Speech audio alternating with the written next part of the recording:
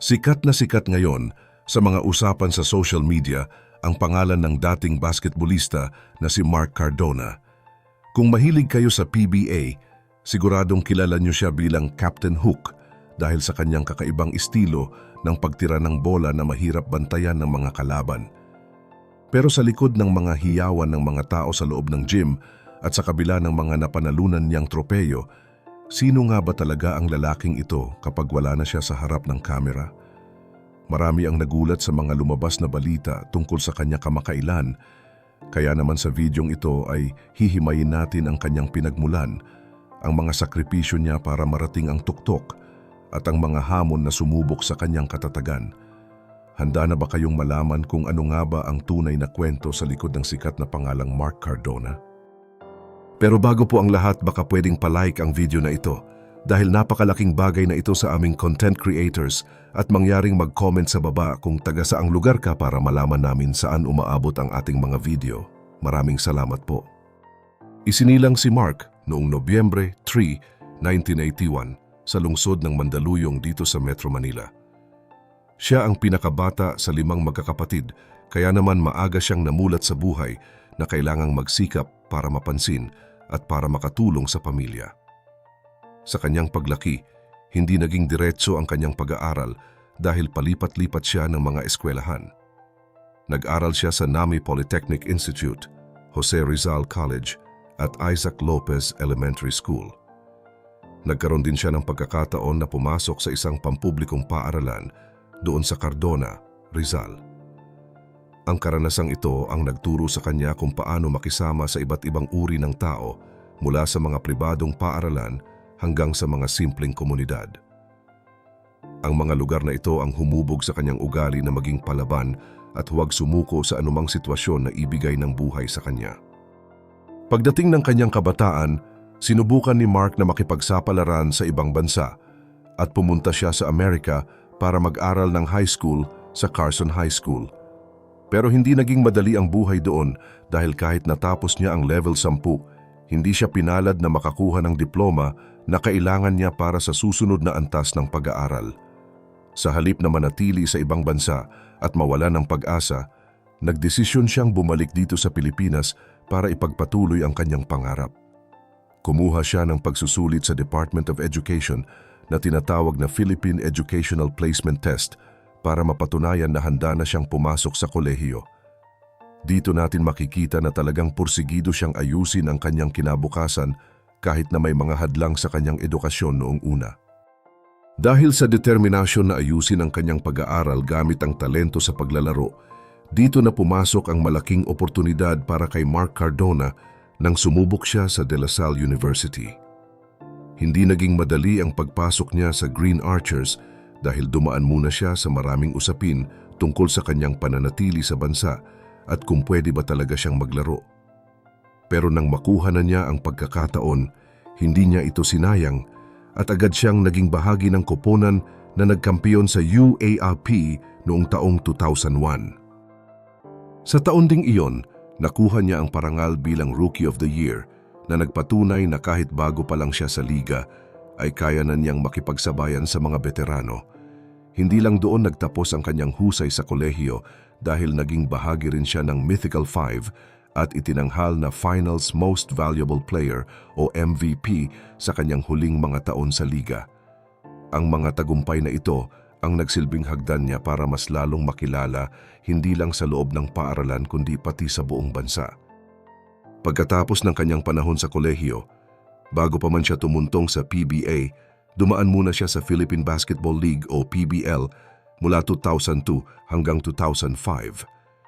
Sa liga na ito, muling kuminang ang pangalan ni Mark Cardona nang kilalanin siyang top newcomer dahil sa kanyang kakaibang bilis at galing sa pagpuntos. Noong lumipat siya sa koponan ng Harbor Center para sa 2005 PBL Unity Cup, ipinakita niya ang kanyang tunay na bangis matapos niyang makuha ang titulong Most Valuable Player ng buong komperensya.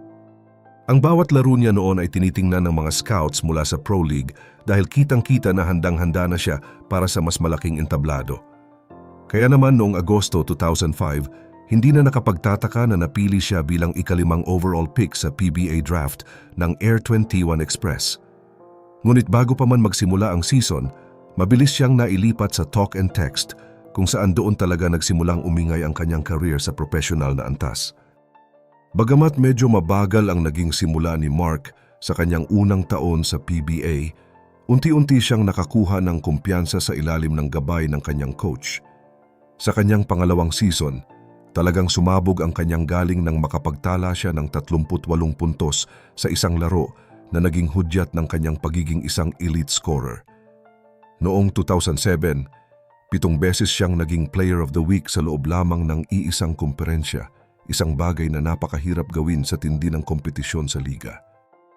Noong taong 2008 naman, mas lalo pa niyang pinabilib ang lahat nang umiskor siya ng 42 puntos sa isang laban.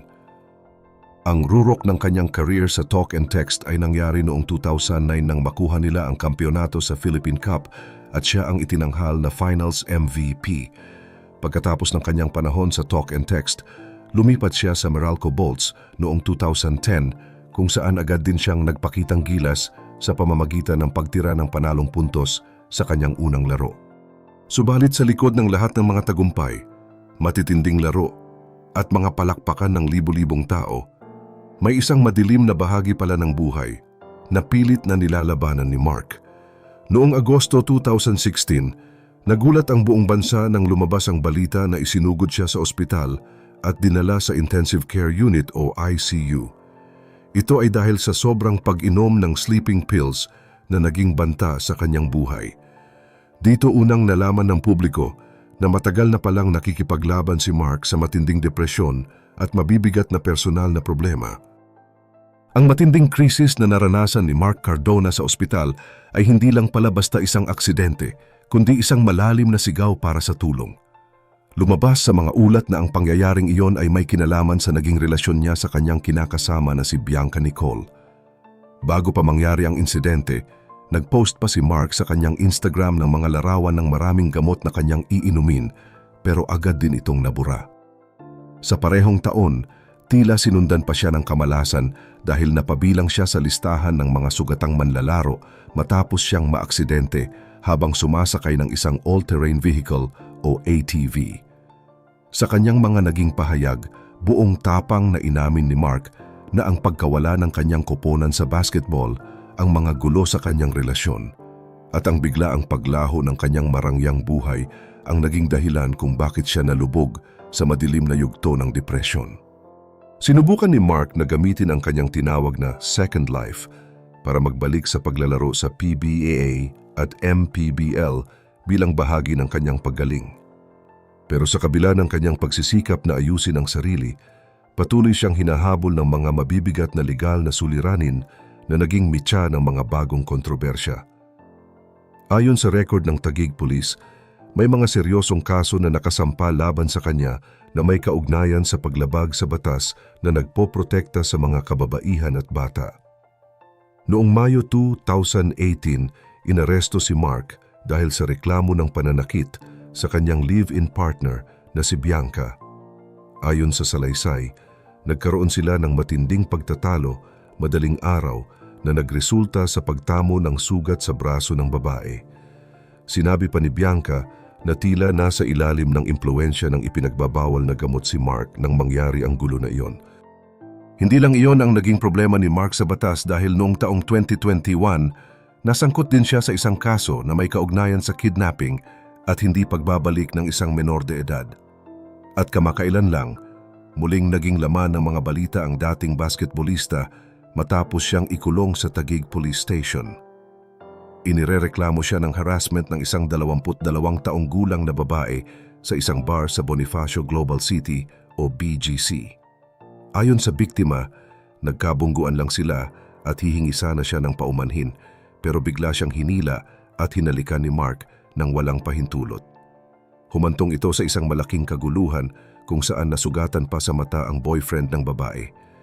Bagamat sinubukan ni Mark na makipag-ayos, determinadong magsampa ng formal na reklamo ang magkasintahan kaya nananatili siya ngayon sa kustodya ng mga pulis habang hinihintay ang desisyon ng korte. Ang kwento ni Mark Cardona ay isang malinaw na paalala na ang buhay ay parang bola ng basketball. Minsan nasa taas ka at sikat na sikat, pero sa isang iglap ay pwede kang bumagsak kung hindi mo mababantayan ang iyong sarili.